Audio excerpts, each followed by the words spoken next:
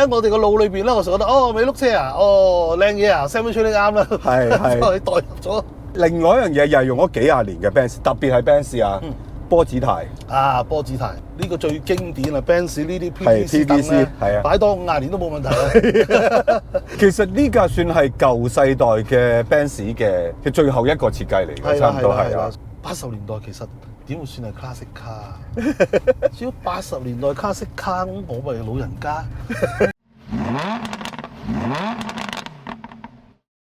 咦，老闆嚟咯喎！哇，好老闆車啊！呢架真係。哇！呢架喂真係82年嘅香港車啊！係啊！哇，即係咁耐到而家，好靚喎！82年你讀緊書定做緊老闆啊？我以為你做緊老闆。做緊老闆好啦。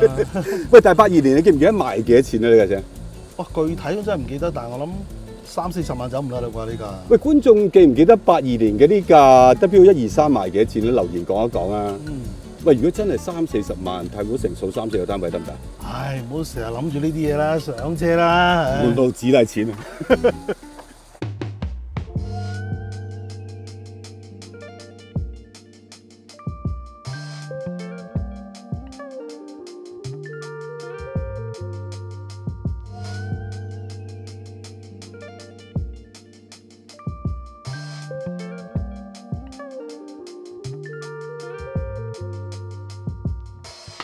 哇！車廂好靚仔喎，行咗幾多啊？呢架車2萬個 mile，即係3萬頭嘅啫喎。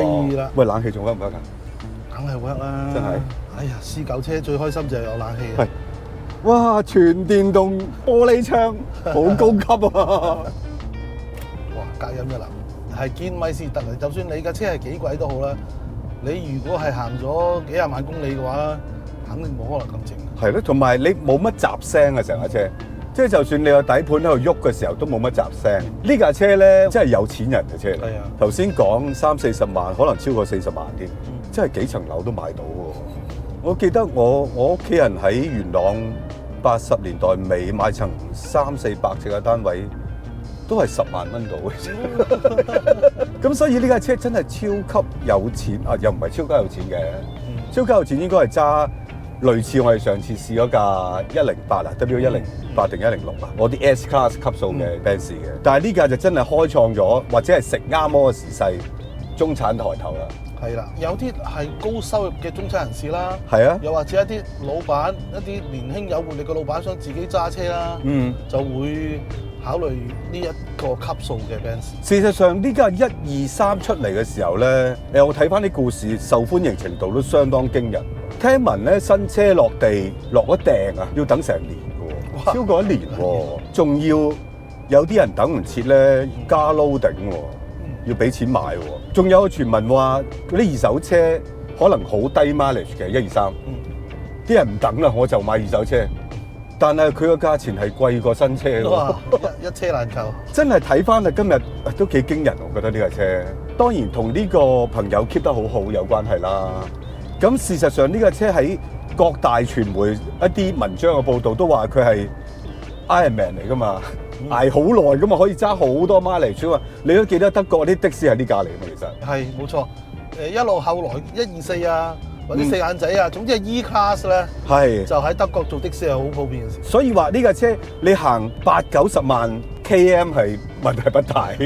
當然其實都好睇點保養嘅。好多 classic car 嘅 channel 或者文章都講，即係如果你買 Benz 嘅 classic car 咧，W123咧係好值得買嘅，因為一來佢嘅保有量比較大嘅。嗱，當然你唔好講緊嗰啲好罕有嘅旅行車版，旅行車版係極少嘅，仲有就係 coupe 版又係極少嘅，房車版相對較多。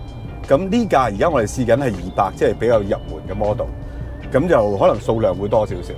但係你如果去到高性能咧，咩230定280就可能就更加難揾得好狀態嘅。咁所以喺 classic car 嘅世界咧，作為新手去養一部 classic car 嘅話咧，呢部係唔錯嘅選擇嚟嘅。但係我問過擁有呢架車咁多年嘅朋友㗎啦，佢都話係機件真係冇乜點壞過，但係零件係開始難揾嘅啦。如果你真係要有嘢要更換嘅時候，唔係咁輕鬆啦，而家已經。當然亦都係因為你曾經都講過，啲歐洲車1年就轉一件 parts 㗎，好麻煩㗎。即係所以你有時候揾多件 parts 係呢架車喺咗10年嘅生產期，差唔多賣咗270萬部嘅。但係你如果揾一件零件嘅話，其實都幾頭痛。係一定要 fit 翻你嗰年。係啦，仲要係右軚版。你真係下要攞個車身冧巴去買。唔同年份咧，火嘴啊、油泵啊、皮帶啊，可能全部都唔同一樣。好似呢個朋友買個水泵，佢以為買啱咗，原來係唔啱嘅，之後裝唔到嘅，結果真係要再買過，其實係有啲頭痛嘅。佢另外整過嘅就係個化油器咧，但係我哋試好多化油器嘅車都有講過啦，其實唔關係咪壞嘅事嘅，而佢真係年紀大嘅。你係要執嘅化油器，好可惜就係香港冇人執咁解啫。我睇翻啲資料咧，就話其實呢架車喺當其時嘅 Benz 廠咧用咗7年時間嚟開發嘅。喺今日嚟講，大家可能聽完好驚啊，係唔係啊？7年我轉咗2代咯，大佬。但係你都記得以前啲車真係要咁耐時間開發噶嘛？係啊。咁所以呢架車其實喺研發嘅時候，有幾樣嘢做咗嘅。第一樣嘢就係佢將上一代嘅嘢有啲嘢移植過嚟啦，唔係完全 all new 嘅，唔係嘅啊。咁譬如佢個前避震就係喺 S-Class 嗰度定過嚟，即係再高級一個啦。但係其他咧都係應該係114嗰度過嚟嘅，因為正值當其時係 Benz 廠係做咗好多 safety 嘅研究，所以呢架車其實有好多 safety 嘅嘢係幾創新嘅，即係包括有 ABS 啦，有3點式安全帶啦，有潰縮嘅軚盤柱啦，仲有嘅撞縮嘅潰縮區啦，車頭車尾。即係呢啲都係喺當其時嚟講，大家唔為意安全嘅嘢嘅時候，其實佢做咗好多嘢。所以點解一出嘅時候，縱使佢嘅價錢係真係貴嘅，貴過同級，譬如寶馬嗰啲嘅，寶馬5係啊，但係都賣到乒乒乓乓咁得人驚。仲有一樣嘢就係架車好舒服，好似 S-Class。Mercedes 當其時將 S-Class 嘅元素擠咗落去一架 Executive 嘅士丹裏邊。呢樣嘢我諗佢哋宣傳得好犀利。我諗啲用家亦都覺得係 buy 嘅，即係廠方喺呢架車上高咧，投放意念就係話，一定要有一架豪華、舒服、dynamic嘅，但係咧又唔係太過 aggressive 嘅車。點樣 dynamic 法又唔 aggressive？你同寶馬比就知啦。哦 ，OK，即係同期嘅寶馬咧，後驅啦，係啊，都係用 semi-trailing arm 啦。個懸掛嘅 setting 咧係硬好多嘅，係硬好多嘅，天梯亞太嘅，重量咧都偷輕個手筆係比較大啲嘅。係呢架咧仍然係用一鋼嘅中鋼啊。咁你鐵敲落去當當聲啊，偷輕唔係佢最主要嘅嘢，佢仍然係覺得係安全舒服。但係咧齋上係要好揸嘅，佢唔係用天梯亞太啦、波子太啦，但係你扭軚嘅時候咧，覺得個車咧又唔係話好鈍，佢嗰個 semi-trailing arm 咧嗰個設定咧，個車尾係有啲靈活性嘅，但係佢又唔係好似寶馬咁 aggressive 嗰種。我入行咧就已經知道寶馬 Benz 係用 semi-trailing arm。咁點解用呢個 semi-trailing arm 咧？成件事你睇翻咧，早期嘅車咧係用硬軸式嘅，由最早期嘅陣式車架開始啦，一路去到後期嘅unibody 咧。咁都係用呢個硬軸式嘅後懸掛，因為佢後驅啊嘛。去到我哋上一次試嗰108咧，其實係改進咗喎。嗰個咧係叫做半自動嘅，即係話硬軸式，佢將硬軸嘅劈開一半，左邊識喐，右邊識喐，半獨立。係啦，半獨立嘅。係啦。咁但係咧，佢始終有個軸套喺度咧，就好重啊嘛。於是乎咧，再改進咧，就係呢一種 semi-trailing arm，就係左右係完全咧係冇軸套嘅。嗰條軸咧，你見到條軸喺度轉緊，我哋俗稱叫明濕啊，明濕啊，睇到嘅。然後咧，你叫咩捉住條軸嘅？係啊，係啊。咁於是乎咧，你見到軸嘅盡頭咧，就有個羊角喺度啦。係啊。咁你點樣捉住個羊角？係。就呢個就係我哋嘅懸掛嘅幾何啦。係啦，係啦。如果你係打橫捉住佢，咁我哋叫做 swing arm，即係好似雀仔拍下隻翼咁樣。啊，如果你打直捉住佢咧，即係咁樣上下搖咧，嗰個叫 trailing arm。係。兩種都有好處，有唔好處嘅。呢個 semi-trailing arm咧，就係你捉住嗰個羊角嗰個搖臂咧，係打斜咁樣，斜地咁嘅，係啊。於是乎咧，當個車轆上落嘅時候咧，其實嗰個車轆咧，佢左右係會有位移嘅，前後都有位移嘅。咁你可能會話：喂，咁兩隻缺點加埋晒係啊？兩個缺點加埋晒，但係咧亦都可以話係兩個優點加埋晒，即係中間落墨。係啦。咁但係起碼解決咗咧，就係一個好輕巧嘅後懸掛咯，咁我覺得好舒服咯。係。同埋咧喐起上嚟咧，你發覺個車轆係會有啲 negative camber。咁個車尾咧係好活潑。啊嗰陣時啲人咧駕駛技術叻啲，接受呢一套。唔係佢覺得轉彎個尾咪就係應該咁嘅咯。係咁嘅喎。佢太穩定反而覺得好怪喎。係啊係。但係近年已經好少見到 semi-trailing arm 呢個理由嚟嘅。因為嗱，啲車越嚟越快，揸車人咧又越嚟越大眾化啦，唔係個個都係高手啦。咁於是乎咧，即係渣咗啦。你嘅車尾太靈活咧，可能係會有問題嘅。所以而家你見到嗰啲車尾都係多連桿，就係個車尾喐得嚟嘅話咧，我又要撬住你，唔俾你咁容易走出去。即係會有啲 toe control 嘅設計。咁所以就 semi-trailing arm 咧就已經係即係落伍咗啦。但係所謂落伍咧，嗱其實佢用咗好多年。嗱你知呢啲車咧，一代車啊係講緊7年至10年。係啊，我成日都話呢啲咁樣嘅歐洲車，幾代車啊就係一代人㗎啦。係啊，所以好似喺我哋個腦裏邊咧，我成日覺得哦美碌車啊，哦靚嘢啊 semi-trailing arm 啦，係代入咗。另外一樣嘢又係用咗幾廿年嘅 Benz， 特別係 Benz 啊。波子軚啊，波子軚係啊，波子軚係一個一路即係被評為冇乜軚感啦。揸車人哋就唔係好欣賞嘅。咁但係今日拼埋呢一個圍村盤菜咁大嘅軚盤咧，我係覺得幾過癮嘅喎。喂，佢 Benz 成個設計咧，頭先講咗啦，豪華舒適係啊，又要有 dynamic 嘅。咁呢個波子軚係咪喺dynamic方面係吃虧咗咧？你可以咁講啦，相對於呢個天梯雅嚟講咧係冇咁直接，但係咧佢一個波子軚係有動力輔助啦。係啊，咁再加上咧呢個波子軚嘅 output 出嚟咧係要有幾個 linkage 先至去到個車。係啊，頭先你指過俾我睇啊。係啊，好複雜㗎。係啊，呢啲咁嘅重重嘅關節咧，結果就令到成件事咧好似有啲疏離咁嘅感覺。但係個好處係咩咧？就係個車轆由地下度得到嘅衝擊啊，或者啲咁嘅粗糙感啊、不適感咧，全部係過濾咗。咁所以咧，你揸呢種車咧，感覺咧係唔緊張，係好悠閒喎。咁但係佢會唔會好鬆散咧？當佢波子軚之餘，所有嘅機械零件佢都係用啲靚嘢嘅、精準嘅、虛位唔大嘅。咁你覺得咧？嗱，我只係冇你咁 sharp 啫，但係咧，我係並不含糊喎，太感。頭先咧影相嘅時候，我跟住你車尾咧，我一刻你咁樣不斷喐個軚咧，其實你扭得好細㗎嘛？係啊，都扭到大約係90度咁上下啦。係。如果大力要挫就，因為呢個軚嘅特色咧就係頭嗰段咧你喐咧，其實好似冇乜反應咁。係。咁去到扭多啲咧，佢就反應會大啲。嗱，呢個就係同天梯雅最大分別啦。因為天梯雅咧，你扭軚嗰個角度咧，佢輸出嚟就係隻齒輪，即係齒輪駁落個齒條嗰度咧，佢就係好直接嘅。係啊，同埋比例應該係一樣嘅。線性嘅。係啦。但係咧，佢呢一個波子軚嘅 output 咧，其實係一個咁樣嘅搖擺嘅搖臂，再由啲搖臂咧駁落啲 linkage 嗰度，即係簡單嚟講，佢係唔線性嘅。唔線性嘅即係話咧，其實係一條 side curve 嚟㗎嘛。side curve 唔係直線嚟嘅，咁所以咧，你初頭扭嘅時候咧，佢覺得點解嗰個響應好似慢啲？但係當你掉頭咧，你扭多兩手咧，佢最尾嘅時候咧，佢就會大幅度轉彎嘅。係啊。咁咧，你有冇留意咧？近呢10幾年都好興嘅所謂 variable steering ratio。點解用 variable steering ratio 咧？就係因為用咗天梯雅太過線性。你初頭快咧，就係後尾嫌佢唔夠快。所以咧，就要加翻嗰啲嘢落去。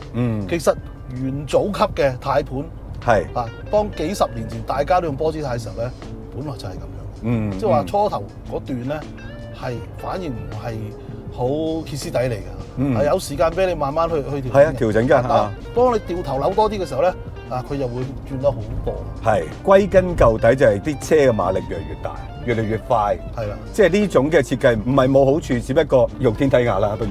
係啊，當你好快嘅時候，你就覺得喂，我追唔到啊！追唔到啊！希望頭嗰段快翻啲啊！咁樣。係啦。咁所以其實你話係咪一種進步？咁我哋今日唔係討論呢樣嘢啦。即係反而我想再睇翻呢架車，哇！82年香港車到而家，我聽我朋友講冇換過喎呢 dashboard 嘢。係啊係啊，啲掣仲係啪啪聲㗎喎。係啊係啊，到門閂起上嚟，啲聲係仲勁過我哋上次嘅 G Class 㗎喎。即係你諗下當時呢架車可以賣到咁嘅價錢，有人肯買，即係話個設計師咧，佢做呢架車嘅時候咧，佢冇俾兩樣嘢綁住。第一佢冇俾成本綁住，係嘛？你用靚嘢咧，貴啲都有人買㗎嚇。係。第二咧，佢冇俾個環保啊呢兩個字綁住，所以嗰啲物料嗱，喂。呢個最經典啊 ，Benz 呢啲 PVC 燈咧，擺多50年都冇問題啊！係裏邊啲彈弓有啲老伯咦聲嘅，呢啲 dashboard 嘅膠，哇，仲係咁靚嘅，有冇搞錯啊？喂，不如又到我試下。好啊，好啊。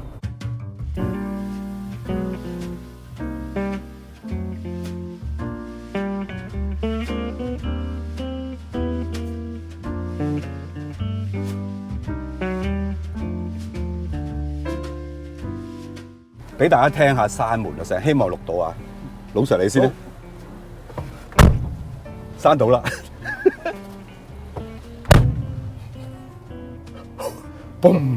裝甲車，我都唔知自己係咪年紀大咗咧，即係以前真係睇唔慣呢啲軚盤，真係大到咁緊要咧。但係今日再揸咧，好中意。你覺得喂早期冇風油軚先要咁大嘅軚盤？係咯，係咯。佢俾到你一個咧，好悠遊嘅心態咁樣去揸呢架車。係，喂呢部200嘅電油計咧，其實係得100匹到嘅啫。但係配埋呢個3速自動波箱咧，3速應該係我揸過最少 Kia 嘅自動波箱。我又唔覺得佢好冇力啊，或者點喎？我覺得幾夾呢架車喎，成個感覺。可能我哋揸呢架車咧，我哋都唔會期望佢喺性能上高有啲咩嘢表現啦。係，但係譬如我哋行緊呢啲路50，鬆鬆咁揸嚇。有時候遇到啲路係70嘅、80嘅，佢 pick up 到喎，即係唔係要好耐時間或者要等好耐先得喎。咁可能同架車嘅狀態好健康有關啦。咁但係呢架係 OXC 嘅引擎嚟嘅，係啊 overhead cam 嚟嘅，而且咧佢係口徑係大過中程 over square 機器嚟嘅。所以你踩高轉咧。其實佢都係會暢順，喂唔怪得啦，即係當然唔係呢一架 model 啦。其實 Benz 真係攞過呢架車去參加比賽㗎嘛。當然唔係最鬥快嘅 DTM 嗰啲啦，係耐力賽，參加咩倫敦悉尼嘅拉力賽，唔知喺30日裏邊要行4萬公里嘅，要鬥 checkpoint 嘅時間到嘅。咁佢有啲 checkpoint 度仲贏埋添嘅，目的就係話俾人聽呢架車好可靠。我唔係最快，但係我好可靠。另外就係個懸掛咧，我真係覺得好舒服。相對於我哋上次試嗰架106、108好似個尾懸掛 Spunway 係明顯係輕過108。始終有個軸套喺度嘅。係咯，即係當然108我哋上次試都覺得好舒服。係啊，但係你有冇留意一樣嘢好得意嘅？呢一架車咧，就係由嗰啲咁嘅古董 Benz 過渡到即係比較摩登嘅年代咧。係啊，但係咧佢仲記掛住啲舊嘢嘅。譬如呢張凳就係啦，呢張凳咧。即係啲好古老嘅年代嘅時候咧，個懸掛系統啊，下盤係好重啊，太高嘅時候咧，哇！你下低咁凳點搞啊？整冧呢張凳啦咁樣。係啦，係啦。所以嚟到呢一代咧，其實個懸掛系統已經進步咗好多啦。係啊。但係佢仍然係 set 呢一種凳，即係個彈弓係好軟熟啊咁樣啊。咁跟住去到後來咧，啲凳越嚟越硬。嗱，咁即係話咧呢樣嘢咧。佢係保留咗啲新舊過渡之間嘅啲特色嘅，好有趣咧。譬如你睇個外形都係㗎，喺50年代嗰啲 Benz 咧，全部都係圓碌碌咁樣啊嘛。但係去到60年代開始，譬如我哋試嗰架 W108啦，或者呢一架嘅對上 W114咧，佢就全面所謂將佢摩登化，係成架車咧就係水平線條嘅。係啊係啊，車頂腰線、車頭冚、車尾箱全部係平直嘅。但係你留意下，佢嗰個轆嘅轆拱咧係 streamline 嘅。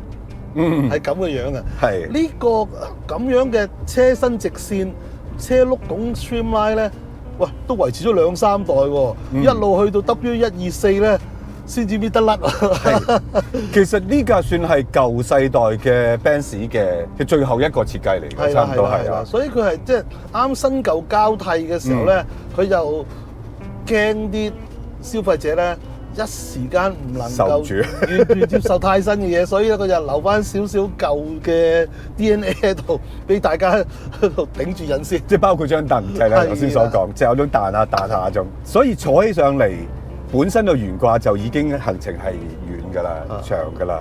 再加埋張凳之後咧，嗰種 ride quality 咧，你近呢20年係揾唔到嘅。你唔好同我講佢唔夠快先，但係你就咁講個 ride 係好得意、好舒服，唔怪得啲人可以話一口氣咩東岸揸到去西岸啊，就係揸住呢部車啊，係得嘅，其實可以好舒適嘅。加埋個軚盤，我再次講一次，加埋個咁巨型嘅軚盤，其實係好似冇乜壓力咁啊！成架車行起上嚟，即係除咗有一種與世無爭嘅感覺之外，直頭好似遁入咗去另外一個空間咁樣。我諗亦都係 Benz 好成功話點解 Mercedes 嘅 ride quality 喺德國車嚟講咧，一路都係 number one 嘅。我就可以咁講係 number one。我哋可能而家喺啲咁樣嘅所謂慢速嘅道路咧，係啊，可能未發揮到呢架車設計個精髓。當你一上到去快速公路上高咧，可能嗰堂軚咧，同佢其他對手咧 BMW 咁計咧，係啊，就更加係南轅北轍啦。係呢架係開得相當快咧，根據頭先嗰個設計嗰個原理咧嚇，佢將嗰啲外來嘅衝擊全部頂住晒咧，呢堂軚仍然係非常之平靜啊！你可以係好安心、好輕鬆咁樣揸嘅。